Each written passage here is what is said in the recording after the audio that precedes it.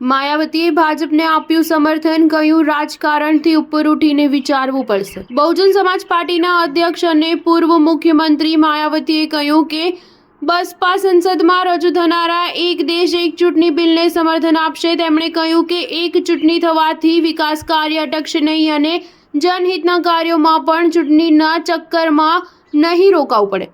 સાથે જ રાજકીય પક્ષો પર ચૂંટણીના ખર્ચનો બોજ ઓછો પડશે। તેમણે તમામ રાજકીય પક્ષોને અપીલ કરી છે કે એક દેશ એક ચૂંટણીના મુદ્દા પર રાજકારણથી ઉપર ઉઠીને વિચારવું પડશે।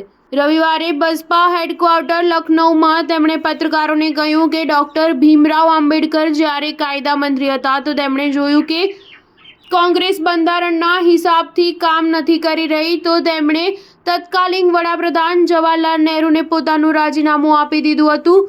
કોંગ્રેસે ડોક્ટર બાબા સાહેબ આંબેડકરને સંસદમાં બોલવા નહોતા દીધા અને તેમણે મીડિયાની સામે પોતાની વાત રાખી હતી। તેમણે કોંગ્રેસ પર આકરા પ્રહાર કરતા કહ્યું કે કોંગ્રેસે હંમેશાથી બંધારણ અને અનામતની આડમાં એસસી, એસટી અને પછાત લોકોના હિતને હાંસિયામાં ધકેલીને રાજનીતિ કરી છે। સંસદમાં બંધારણ પર ચર્ચા થઈ રહી છે, પરંતુ કોંગ્રેસ અને ભાજપ એકબીજા પર આરોપ પ્રત્યારોપ લગાવી રહ્યા છે। માયાવતીએ કહ્યું કે બંધારણની સાર્થકતા ત્યારે જ પૂર્ણ થશે જ્યારે તેને ખુલ્લા મનથી સ્વીકારવામાં આવશે। જો આ સંભવ બનશે તો આજે 80 લોકોને બેરોજગારી અને મજબૂરીને લઈને સરકારી અનાજ પર નિર્ભર નહીં રહેવું પડે।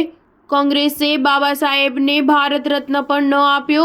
વીપીસીની સરકારે તેમને ભારત રત્ન આપ્યો હતો। આ પ્રકાર બસપાના સંસ્થાપક કાશીરામના મૃત્યુ બાદ કોંગ્રેસ એક દિવસનો રાષ્ટ્રીય શોક પણ જાહેર નહોતો કર્યો। તેમણે લોકોને અપીલ કરી કે તેઓ કોંગ્રેસની રણનીતિની સાવધ રહેજો। સ્ટાર ન્યૂઝ 7 હંમેશા સચ્ચાઈની સાથે।